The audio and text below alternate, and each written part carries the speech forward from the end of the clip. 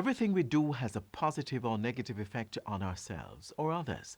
Let's try to make the right decisions as we aim to limit the spread of COVID-19. Stay tuned to learn how you can play your part in doing this. I am Adrian Atkinson, and this is Jamaica Magazine. The news is right after the break. Create, design, share, and win prizes with your art in the Office of Disaster Preparedness and Emergency Management ODPEM Digital Poster Competition. Posters must be titled and themed Hurricane Preparedness. The competition opens August 13 and closes September 4. To enter, you must be a student between 12 and 18 years old. For more information on contest guidelines, visit our social media pages, website, or just give us a call. It's ODPEM's Digital Poster Competition.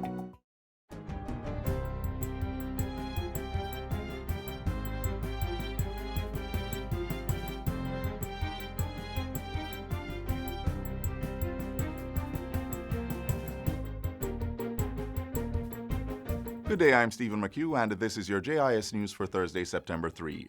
The polls opened at 7 this morning as Jamaicans went out to vote for their next set of parliamentary representatives in the general election. The Electoral Office of Jamaica, EOJ, says voting took place in 6,984 polling stations across the island. There are 139 candidates vying for a seat in the 63 constituencies, 108 of them male and 31 females.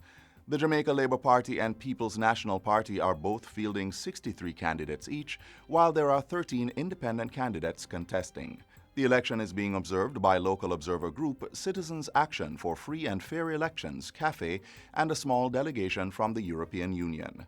In light of the COVID-19 pandemic, the EOJ put an election protocol in place which, among other things, required electors to wear a mask, submit to temperature checks, frequent hand sanitization, and social distancing from other voters. Preliminary counting of ballots begins inside the polling station right after the polls close at 5 p.m.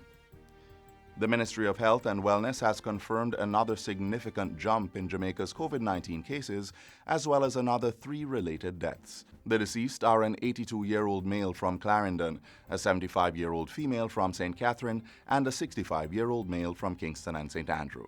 All cases reportedly had comorbidities, namely diabetes and hypertension. This brings to 27 the total number of COVID-19 related deaths in Jamaica, while 1 other death remains under investigation. The Health Ministry's September 2 COVID-19 update revealed 139 new confirmed cases, bringing the total cases on record for the island to 2,822. Most of the new cases were recorded in Kingston and St. Andrew, St. Thomas, and Manchester. The latest update also reveals another 2 recoveries, making it 900 persons who have now recovered and been released from care. There are 1,822 active cases across the island. President of the Jamaica Hotel and Tourist Association, JHTA, Omar Robinson, says there is no known case of COVID-19 transmission within the tourism industry, despite the uptick in cases across the island. He insists that since the reopening of the tourism industry on June 15, hotels have been adhering to the extensive established set of safety protocols put in place by government. I've been to a number of hotels. The employees are wearing masks and or face shields. There are the barriers, the plexiglass barriers, put up at certain guest contact areas. There is physical distancing in the restaurants, at the bars, a number of other measures. And to date, I sit here today and I'm proud to say within the industry, there is no known case of transmission from the visitor to our staff.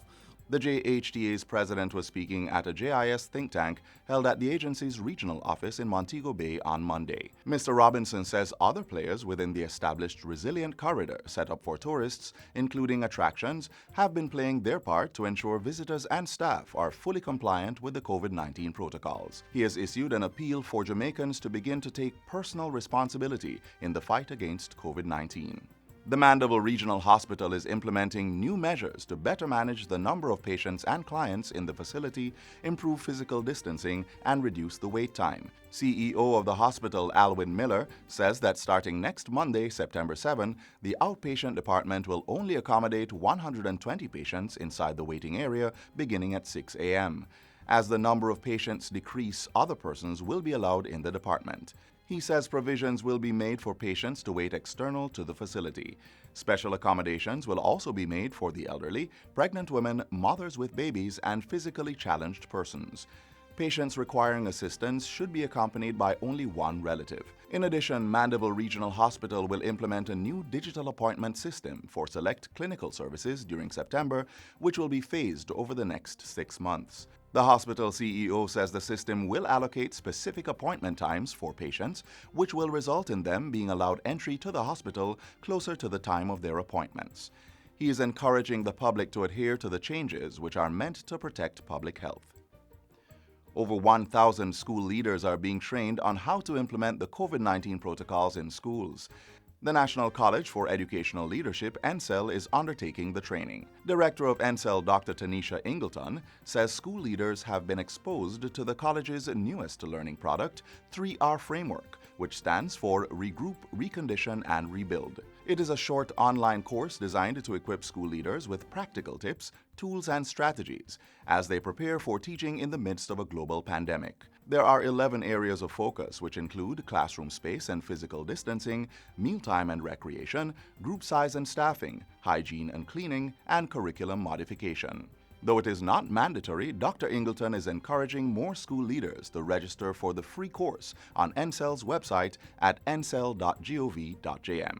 And finally, the Justice Training Institute, JTI, is working to restart its court reporting program to fill the need for more court reporters in the justice system. Director and principal of the JTI, Karen Campbell-Basco, says that with so many vacancies in this area, employment is almost guaranteed for those who successfully finish the program. Court reporting is a 2-year program that requires participants to type at a particular speed and with an accuracy level of 95%.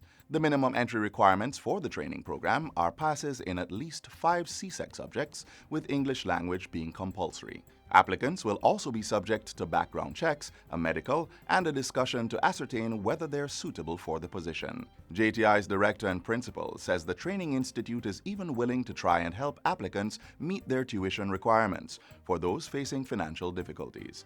The JTI is the training arm of the Ministry of Justice and is the only institute locally offering training in court reporting and steno writing. And that's it for JIS News Today. I'm Stephen McHugh. Thanks for watching.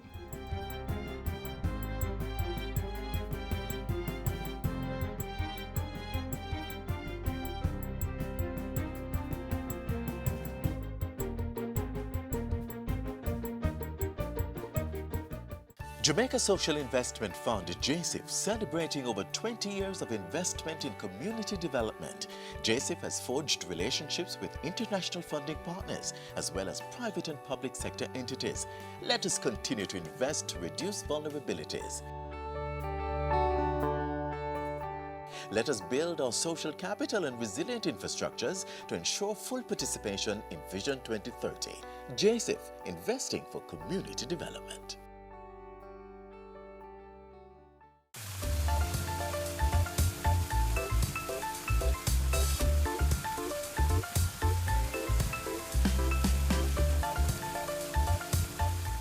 As we work to create light for others, we naturally light our own way. In times of hopelessness, government initiatives such as the Housing Opportunity Production and Employment Program are here to provide hope, regardless of your situation. Let's take a look at this next feature and see how our youth are being helped to move from homeless to hopeful.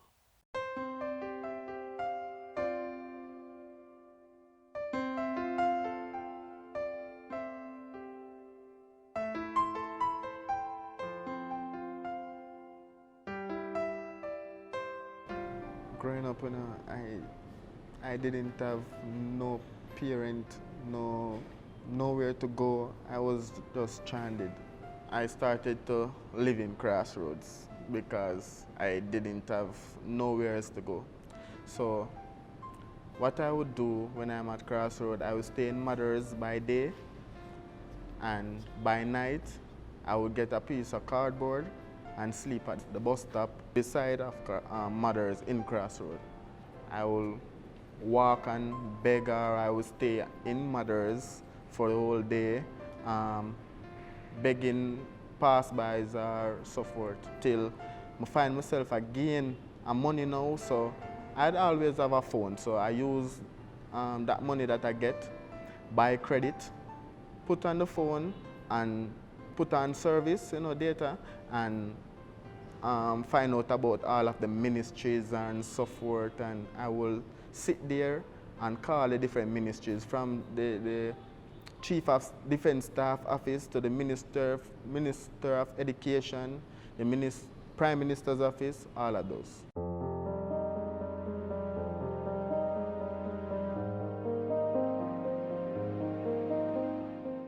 So I keep on calling and keep on calling till I call the Prime Minister's office again, and a secretary, I talk to her till I tell myself, say, I can't take it no more. I start crying, I tell the lady, say, miss, please just help me.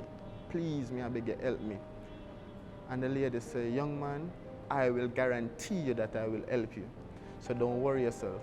She called me back like an hour after or so forth, and she said to me that I got to a person that I think will most likely help you in your situation, which his name is Mr. Martin Rickman. He is the head coordinator of the HOPE program.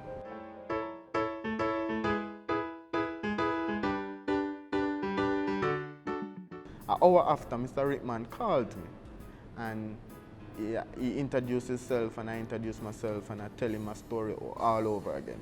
He told me that he can help me out with something to do, a skill and a job or so I can gain some form of income, so I could buy hygiene products and clothes and so forth. So he directed me to the Art and Ripon Road, where he told me to bring all relevant documents like ID, TRN and so forth to that place on Ripon Road, and speak to the secretary and tell her that Martin Rickman, the head coordinator of the HOPE program, sent me here. He told me that I should go to a school that's on South Camp, UWI Open campus. I went for 2 weeks. After the 2 weeks I spent at UWI Open campus at South Camp Road, I then moved on to a government agency for work. I started off processing in the computer all documents that come in. I will be the one who to lodge it in the computer and send it off to the different departments. But now I'm a customer service rep at the moment, because my supervisor told me that my talent is wasted where I'm at right now. I don't do much more than lodge the documents in the system and so forth. So she gave me more hands-on training that would more fit my criteria. I think it is a good motivator in the sense that, it gives him some purpose of living, coming, doing something, knowing that he's responsible for something that is such a vital aspect of our daily activities. He dresses well, always on time, and he takes pride in whatever, what is assigned to him, meaning he works really hard, and whenever he's not here, they miss him.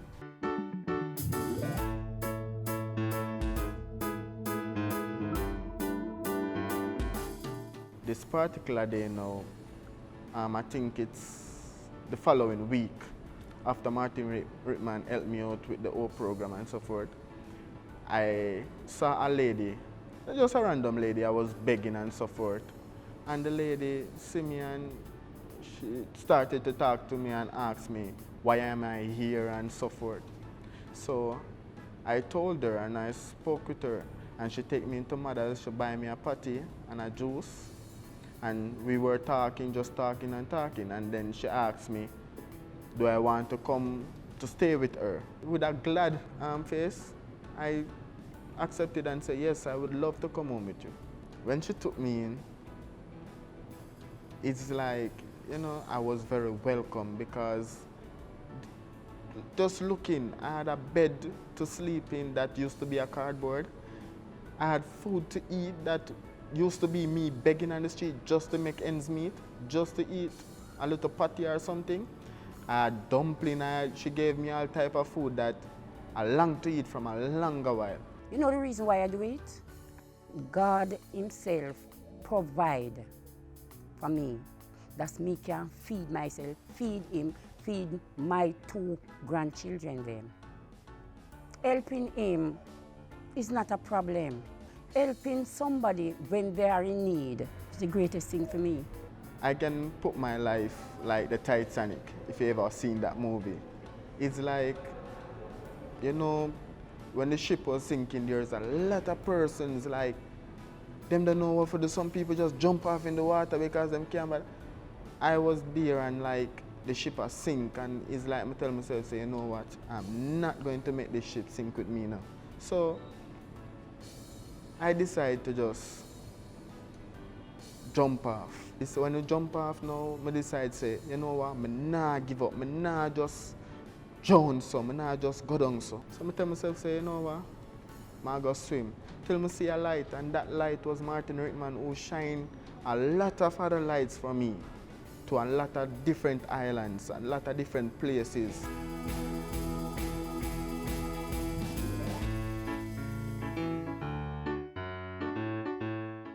Whatever illness you might have, it is important to visit the doctor at the earliest sign of sickness. For many conditions, early detection can lead to better outcomes.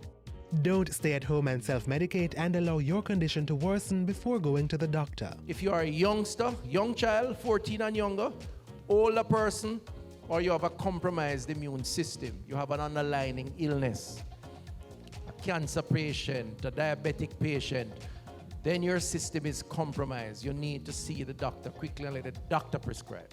Visiting your doctor early protects your health, so you can enjoy more moments, more life. Children are, of course, affected during this COVID-19 pandemic. Help your little ones to understand what is happening. Ensure they are informed but not anxious. This next feature will help you to do just that. Families across the country are adapting to the evolving changes in daily life caused by the COVID-19 pandemic, and parents and other caregivers are faced with helping families adjust to the new normal. This includes trying to keep children adequately informed during the outbreak.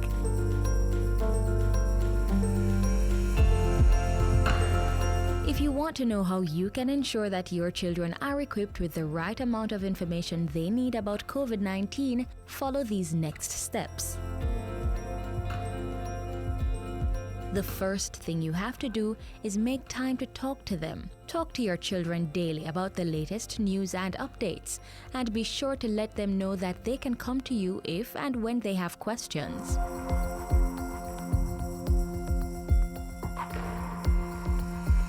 When talking to children, ensure that you use words and sentences that are most suitable for their age group. This is the only way to ensure that the child receives and understands the information being shared. Let your children develop the habit of watching the news with you, but ensure that the information is credible and that information overload does not occur, because this can lead to anxiety. The outbreak of the coronavirus has brought with it numerous reports of racial discrimination around the world and general misinformation. So, it's important to check that your children are neither experiencing nor contributing to bullying. Make time to clarify all rumors and discriminatory claims. Explain to children how they can stay safe during the period. Talk to them about the importance of a balanced diet, social distancing, hand washing, sanitization, and other important safety measures. Children may inevitably become worried about all the changes happening around them due to COVID-19, but it is your duty as parents to assure them that steps are being taken every day to keep them safe. Impress upon them that, rather than be worried, they should be prepared.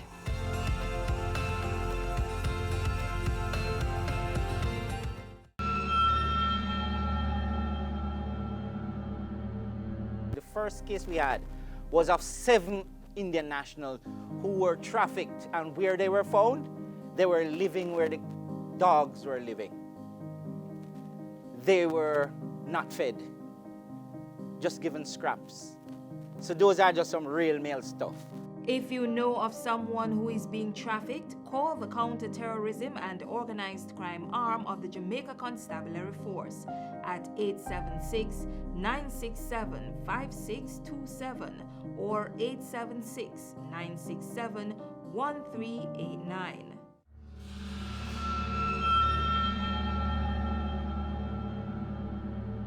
Due to the COVID-19 pandemic, many parents are now working from home and are able to spend even more time with their children. The future leaders of Jamaica have some pointers to help you keep your children safe and to be great influencers for them. Take a look. I want you to first begin to look at, who am I? Who am I as a parent? Future leaders of Jamaica.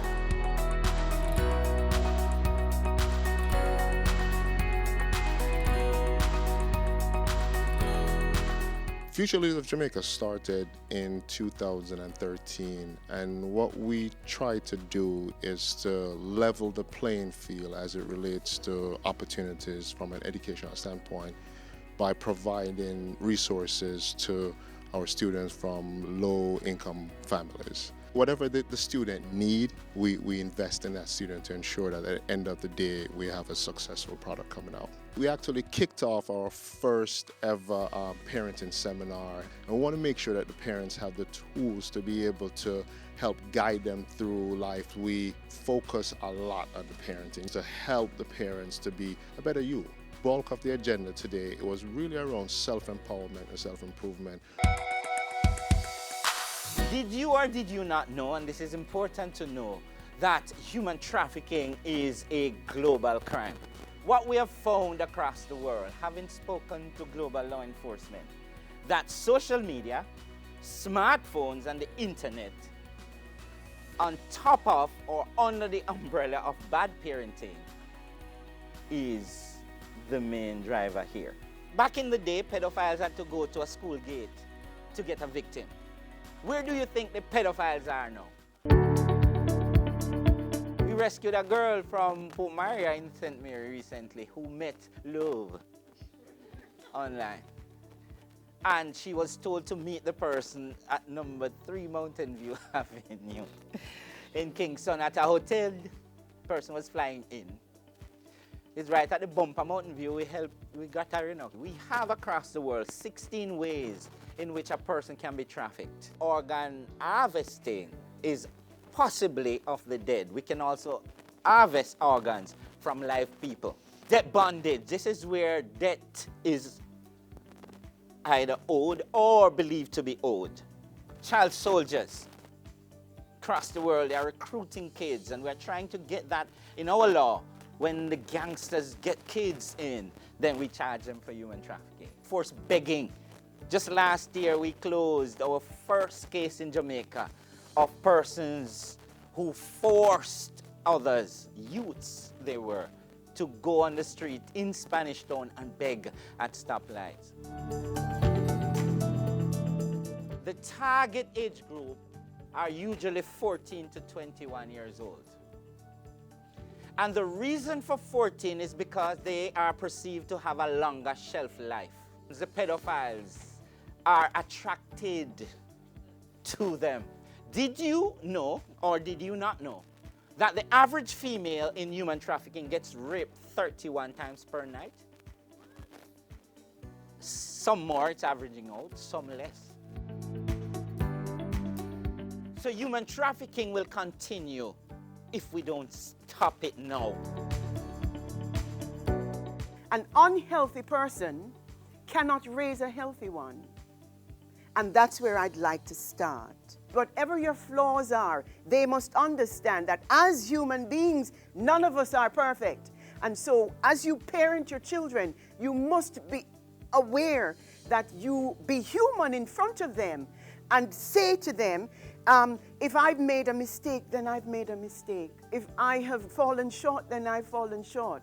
A healthy human being knows when to be sorry and when to be emotionally intelligent.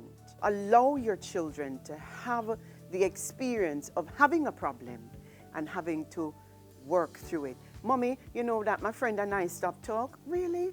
Open up yourself. What happened? Yeah?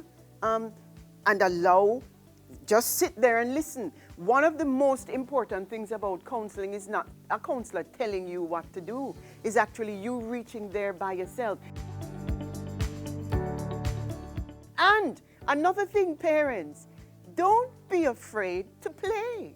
Don't be afraid to play and laugh and teach your children that life is good, right?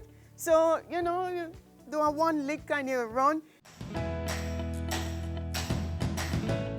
It was an amazing seminar. We had about 50 parents today. What's always important for us is to get a good mix. What I did see today, a number of male faces showing up. So it's good to see that the fathers are now stepping into their rightful roles. It was very enlightening, also informative, and at the back end alarming to hear the statistics revealed by the head of CTAP, Mr. Berry, about human trafficking. As it relates to the cell phone usage and social media, I would just try to be more knowledgeable of it. You know, I'm a parent of one, my daughter. I will have her teach me a little bit more, and at the same time, I'll inform her of the dangers of it as it relates to human trafficking and other dangers. Going forward, we'll continue to have a parenting seminar, and we just have to figure out what the topics are going to be for next year, but we're just going to build on this foundation.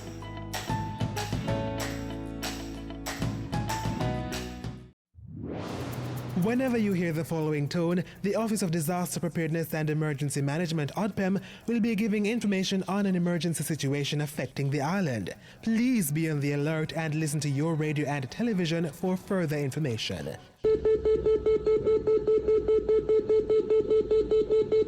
This was a test of the Emergency Alert System, brought to you by ODPEM. We have come to the end of another Jamaica Magazine program.